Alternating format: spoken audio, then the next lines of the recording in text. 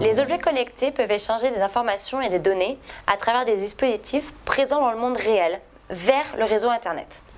Tout ça semble un peu compliqué, mais en fait, les objets connectés, c'est un peu comme les pizzas.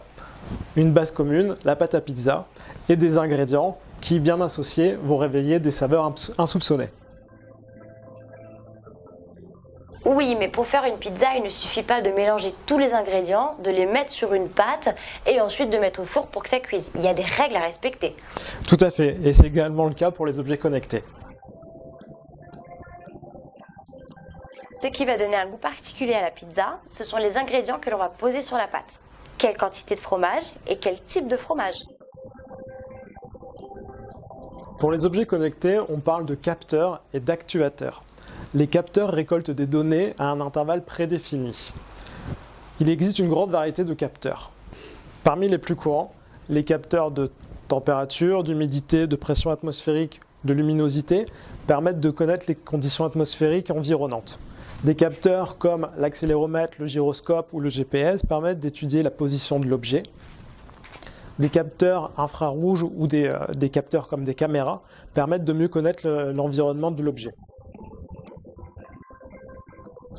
Les actuateurs donnent de la liberté à l'objet.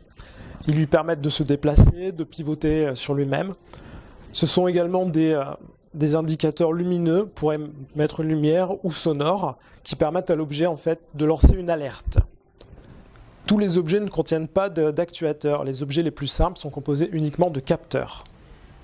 Quand on fait une pizza, les ingrédients ne reposent pas directement sur la pâte, mais sur une base. Dans la plupart des cas, on a une base de sauce tomate, mais on peut également trouver une base de crème fraîche et plein d'autres ingrédients. Pour un objet connecté, la base va correspondre au protocole de communication qu'on va utiliser. Parmi les protocoles de communication les plus courants, on va trouver le Wi-Fi ou des protocoles de communication tels que la 4G, le LoRa ou Sigfox, gérés par les opérateurs de télécommunications. Le choix du protocole de communication, des capteurs et des actuateurs est le travail de l'ingénieur électronicien. C'est lui également qui va mettre en place le schéma d'alimentation de l'objet et le circuit imprimé qui va lier physiquement l'ensemble des composants électroniques présents dans l'objet. Pour que notre plat soit appelé pizza, il ne nous reste plus qu'à mettre les ingrédients sur la pâte à pizza. La pâte à pizza se doit d'être souple, mais aussi d'avoir assez de liant et surtout bien tenir à la cuisson. Pour l'Internet des objets, la pâte à pizza, c'est le software, c'est-à-dire l'ensemble du code informatique qui va donner vie à l'objet, qui va s'assurer que tout se passe de manière cohérente. Le back-end est l'application qui va recevoir, stocker les données et les analyser. Ce back-end, on le trouve dans le cloud, à distance des objets physiques. Le stockage et l'analyse des données récoltées se font via les techniques du cloud computing et plus récemment du machine learning.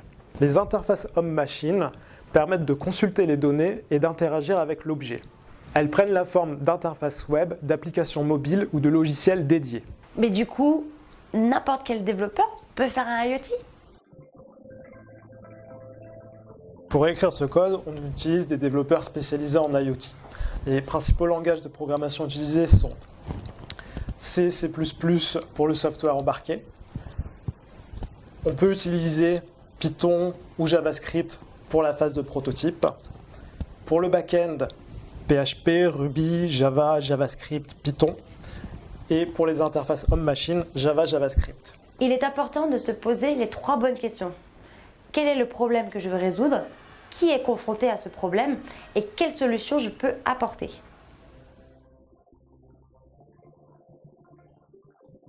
Pour passer de l'idée à l'objet, il va être important de lister les fonctionnalités que va remplir l'objet et surtout les contraintes auxquelles il va être confronté. Pendant la phase de prototypage, on travaille par itération. Chaque itération correspond à une version de l'objet qui va corriger les défauts décelés dans le cahier des charges par rapport à la version précédente. Le prototypage rapide permet de concevoir un objet dans un délai très court et de réaliser des ajustements facilement et à moindre frais. Pour le hardware, on utilise des cartes de prototypage rapide comme l'Arduino ou le Raspberry Pi qui permettent de connecter des capteurs très facilement. Grâce à ces cartes, il n'est plus nécessaire de réaliser nous-mêmes le circuit imprimé. On peut tester très facilement de nouveaux capteurs. Le code embarqué s'écrit de manière plus rapide. Le prototypage du back-end et des interfaces homme-machine se fait de manière traditionnelle. Un prototype fonctionnel prouve qu'il est possible de réaliser un objet qui réponde au cahier des charges défini, mais également que la réponse donnée par l'objet dans des situations de la vie réelle est satisfaisante. On est maintenant prêt à faire une bonne pizza. Et un bon objet connecté. Mais avant toute chose, il faut garder à l'esprit qu'il faut une équipe Pluridisciplinaire et motivée.